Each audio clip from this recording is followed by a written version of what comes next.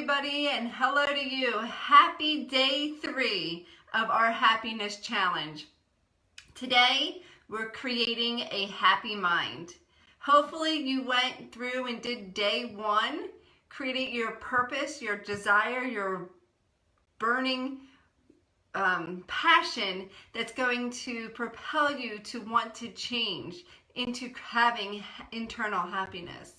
And then hopefully yesterday, day 2, that you identified the action plans that you need to take place to take care of you, to create that happiness. So what is it that you made the plans? What plans did you, daily actions, rituals, systems, mantras, did you create yesterday, last night, to implement today? And how have they impacted your day? You know, it's important to notice if you were able to follow through with those activities.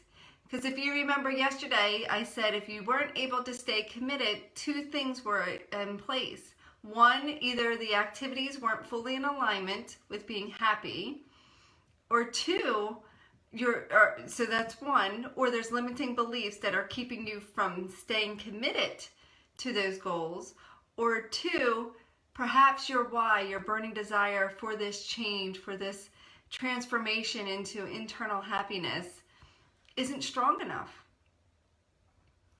So today we're actually going to talk about creating a happy mind.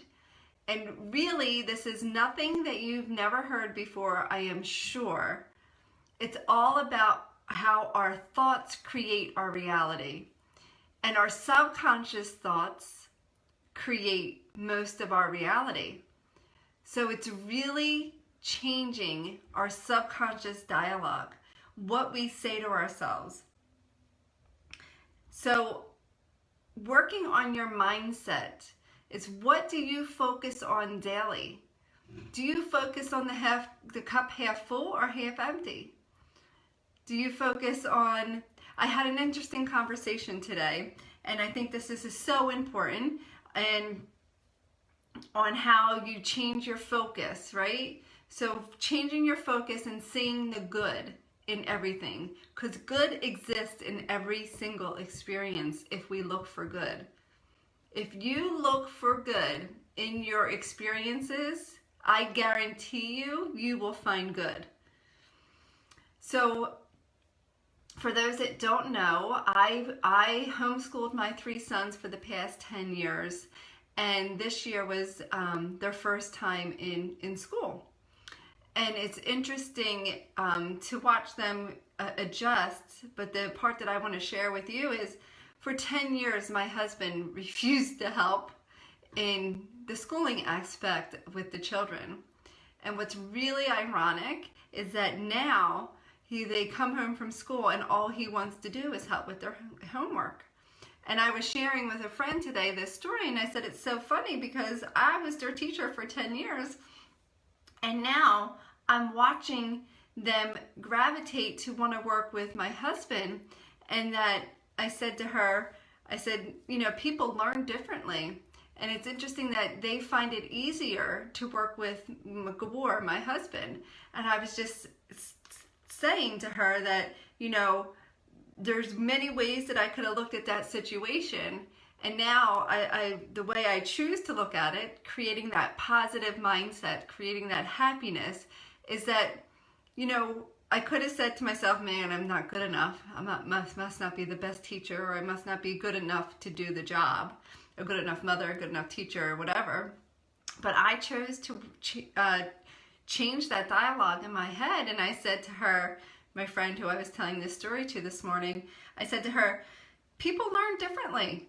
And that, you know, some people learn analytically, some people learn conceptually. And I said, my husband and I think and process things completely different. And he is relating to the kids right now, which I think is amazing. So the point of that story was that I didn't let myself go to that negative mindset, to like, wow, maybe I didn't do a good enough job, to like, wow, isn't that amazing that my kids are identifying what works better for them?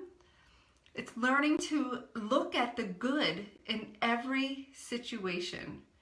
So what good do you see in your daily situations? When you're running late for work, what is the good in that? When you have a 30-minute commute, what's the good in that? When you have to exercise again, what's the good in that? When you have to eat healthy, and I'm using the word have to, those words should, I don't want to use the word should either.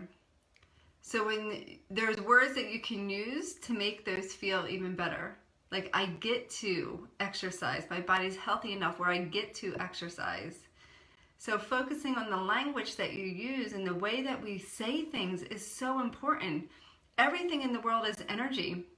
And when you're putting that out, even in our language, in our expression, in our tonality, everything that we say is energy. And when you put that out to the universe, that's what you get that's what comes back to you. So learning to create new ways of speaking, new ways of, you know, like one of my old patterns, one of my old beliefs would be like, oh my God, I'm so frustrated. And I could feel that through my whole body. Even now, just saying it to you, I can feel it in the back of my neck and my body tense up. So I've learned not to use that word because it doesn't serve me. So even if that feeling does arrive where I may feel that word in a short moment, I change it so I don't feel that. It's learning to take experiences and change their patterns, change the meanings that we give definitions, the meanings that we give to things. Learning to create a whole new way of thinking. I was working with another client today, and he said that he was really confused. And I said, you know what, that's great. And he's like, I don't understand why being confused is great. And I said, because you're interrupting your patterns, your old thought systems, your old way of doing things, and your brain is looking for new ways. So it's in this space of developing. So confusion is the step before growth. So being confused is good. So change the way you go to work. Change your pattern of what you do in the morning if it isn't serving you. Do things differently. So your challenge today is to do 5 things differently. 5 things differently that helps you daily, that's going to help create an even better feeling than you already are. Maybe it's happiness, maybe it's just not frustrated, maybe it's just neutral, whatever. Take 5 things that's going to make you, 5 things that you can do to interrupt your daily life that's going to change the way your day goes. I hope that helps. Have a wonderful day. Here's to a happy mind.